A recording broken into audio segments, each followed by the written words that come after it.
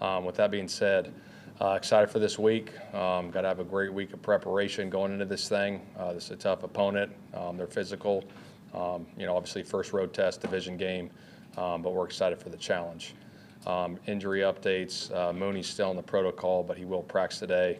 And then Law 2, we'll see how the week goes. We'll work him out today and see how it goes. You said Ward will practice today? He will, yeah.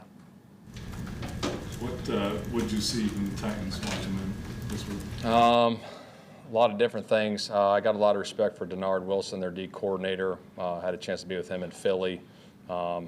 Aggressive style attacking defense, multiple looks. Got a good front, starts up front with 98 Simmons. He's one of the best in the league, so got to control him as much as possible.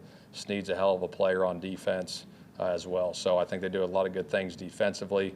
I think offensively they can run the ball really well. I think Pollard's an explosive back. I think the quarterback's very talented. He can move around, make plays off platform, so we got to have great rush lanes come Sunday against them, because he's made a ton of plays a little bit with his legs already. He made a 3rd and goal at the 9 against the Rams, running around, boom, and threw it back across his body, which was a hell of a play. So we got to do a good job containing him. Ridley's a hell of a receiver as well. So they got some weapons over there, so we got to be on our details this week. Shane, in what ways does having been a college quarterback inform the way you deal with your quarterbacks?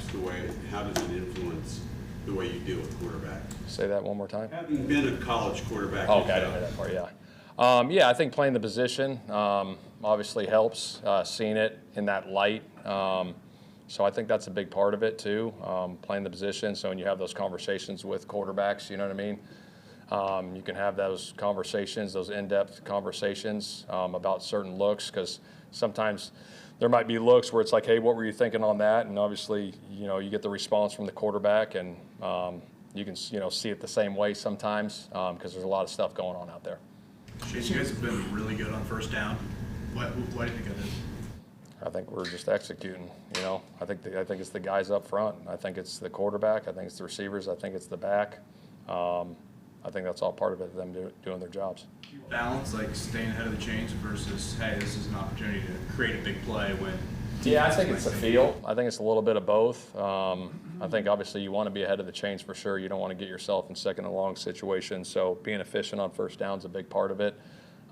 Whether that's running it or throwing it or whatever you're doing to get that done and just executing at a high level. Shane, like your first road game, what is the message to the team, and how are you guys embracing this moment here? I kind of hit you guys with it a little bit after the game. My message is discipline, trusting the process every week, every day, every meeting.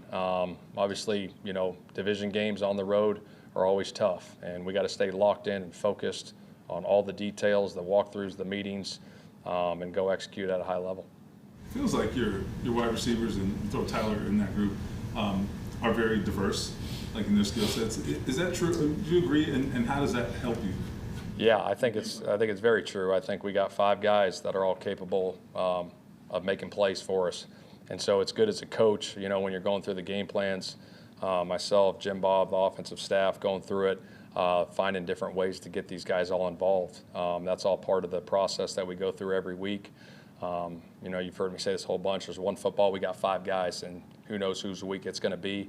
But again, we want to get everybody involved, and they all got their skill sets. And quick follow-up with Tyler. I mean, you've used him. He's hurt the defense at every level so far. I mean, is that kind of rare for a tight end? Well, I think he has the skill set to do it. And so we got to continue that. But like I said, he's just a hell of a football player. Natural feel for the game, toughness, gritty. You can put him in different positions, different spots, try to get these matchups that you want with him, along with all the rest of the guys. So, like I said, we got to continue that, but he's playing good football. Is he going to bring the fullback position back? We'll see. Yeah, we'll see.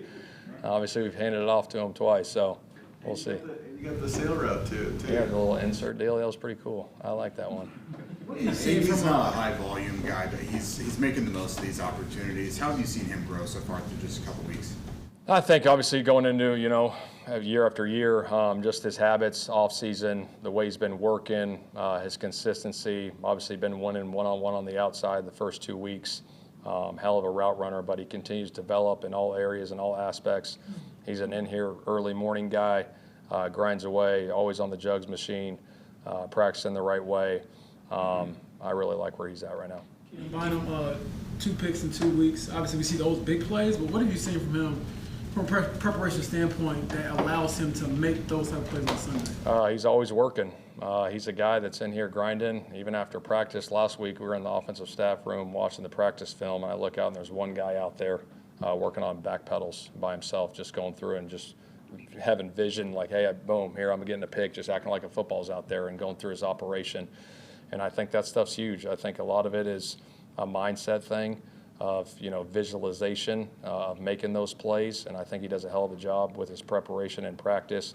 And then when practice is done, he's always getting extra work in, so it's paying dividends. A lot of the talk league-wide over the last however many years has been quarterbacks playing off schedule. Like, can a guy play off schedule? Can he do do you think it's gotten to the point where maybe people are underrating the importance of playing on schedule? Yeah. I think there's a balance. I mean, it depends on the guy and how he plays and what his strengths are. I think you could still play within the pocket. I think at the end of the day, you got to be able to throw within the pocket when it's third down and you're dropping back and throwing it.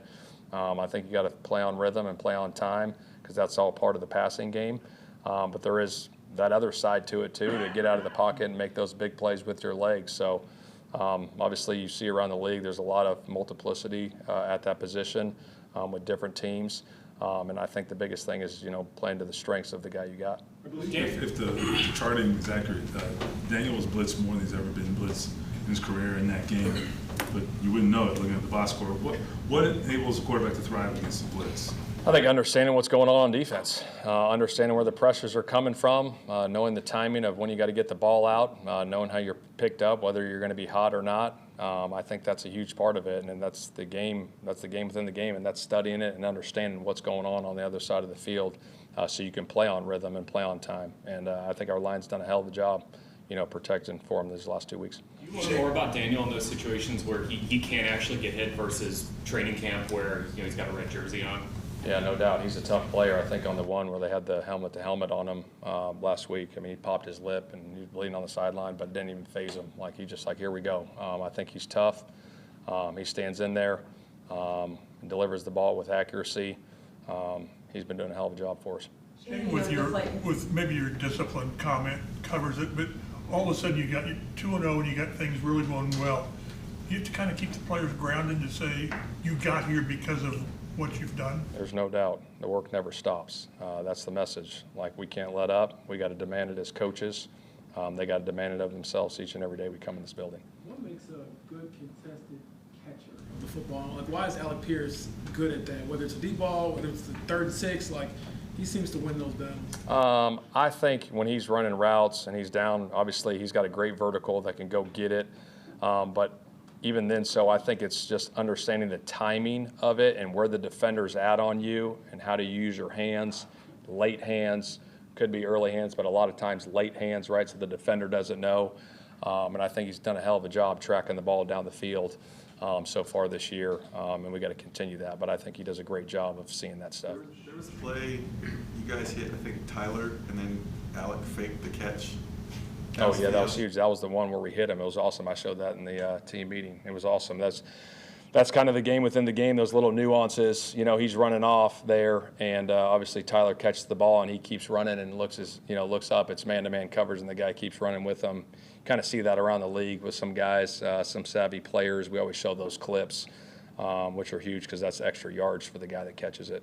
I know it's only 2 games, but you, from a coaching perspective, what has stood out about these guys playing for you that is separating them from right now, and the fact that you haven't lost a game yet? I think they're playing together. I think everyone's dialed in every day. Like I said, they're playing for one another. The camaraderie is great. You can feel it in this building. They get together a lot. Go to dinners during the week, and I think that pays dividends. And these guys are playing together at a high level, and we got to continue that and demand it every week and stay disciplined in our approach. Threads with the red zone struggles. Yeah, I think just looking at that stuff, obviously I got to do a better job with those things, putting them in position. Obviously we're scoring, we're moving the ball, But those are 4-point plays that we got to get better at. So obviously deep diving into that this week to help those guys be better down there. Coach, you mentioned it a little bit about Tyler, but his ability to line up at different parts in the formation, just how beneficial is that to creating the matchups you want, or is Tyler someone that might be matchup proof? Yeah, no, that's huge. I think creating those matchups, different looks that you may see on film to try to get those matchups. Do you get them every time? No, you don't. But I think even when you don't get the right looks, obviously we got a lot of confidence in his ability to win on certain things. All right, guys. Yeah.